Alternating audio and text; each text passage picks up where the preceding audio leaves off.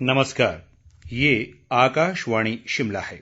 अब आप अनुराग पराशर से कोविड-19 पर विशेष समाचार सुनिए।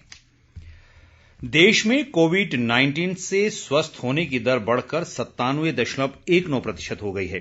कोरोना संक्रमण से अब तक 1,05,22,600 से अधिक लोग स्वस्थ हो चुके हैं। मौजूदा समय में देश में कोरोना के सक्रिय मरीजों की संख्या 1,48,766 रह गई है।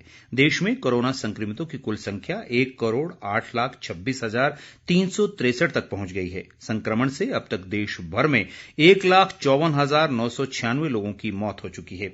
बीते 24 घंटों के दौरान देश में जहां 12,059 नए मामलों की पुष्टि हुई है, वहीं 11,805 लोग कोरोना संक्रमण से स्वस्थ भी हुए हैं। भारतीय आयुर्विज्ञान संस्थान ICMR के अनुसार देश भर में अब तक 20,13,68,378 लोगों की कोरोना जांच की जा चुकी है। पिछले 24 घंटों के दौरान 6,95,789 कोविड नमूनों की जांच की गई। प्रदेश में कोरोना संक्रमण से ठीक होने की दर लगातार बढ़ रही है। अब तक 56,399 लोग संक्रमण से पूरी तरह स्वस्थ हो चुके हैं। ऐसे में सक्रिय मामलों की संख्या घटकर 473 रह गई है। आज अभी तक 32 लोग स्वस्थ हुए हैं, जबकि 8 नए मामलों की पुष्टि हुई है। सोलन और ऊना जिले में 4 नए मामले सामने आए हैं। स्वास्थ्य विभाग द्वारा जारी बुलेटिन के अनुसार मंडी जिले में सबसे अधिक 234 सक्रिय मामले हैं। इसके अलावा कांगड़ा में सक्रिय मामलों की संख्या 54, ऊना में 53, जबकि किन्नौर और शिमला में 30 रह गई है। राज्य में संक्रमण से अब तक 971 लोगों की मृत्यु हुई है।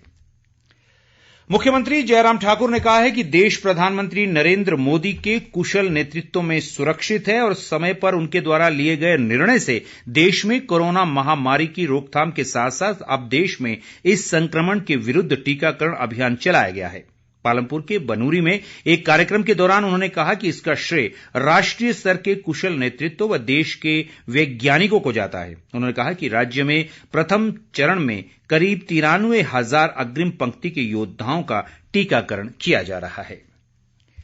केंद्र सरकार ने राज्यों और केंद्र शासित प्रदेशों से कोरोना टीकाकरण की गति तेज करने को कहा है। राज्यों के स्वास्थ्य मंत्रियों और राष्ट्रीय स्वास्थ्य मिशन के प्रबंध निदेशकों के साथ चर्चा के दौरान स्वास्थ्य सचिव राजेश भूषण ने कहा कि टीकाकरण का दायरा बढ़ाने की आवश्यकता है। उन्होंने कहा कि प्रत्येक सत्र में टीके लेने वालों की औसत संख्या बढ़ाई जानी चाहिए। राजेश भूषण ने राज्यों के स्वास्थ्य सचिवों से कहा है कि वे टीकाकरण की दैनिक गति का विश्लेषण करें और इस गति को बढ़ाने के लिए आवश्यक कदम उठाएं।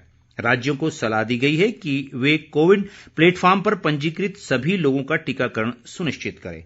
राज्यों को ये लक्ष्य प्राप्त करने के लिए कार्यनीति तैयार करने और यथासंभव अन्य स्वास्थ्य केंद्रों में भी टीकाकरण सत्र आयोजित करने को कहा गया है।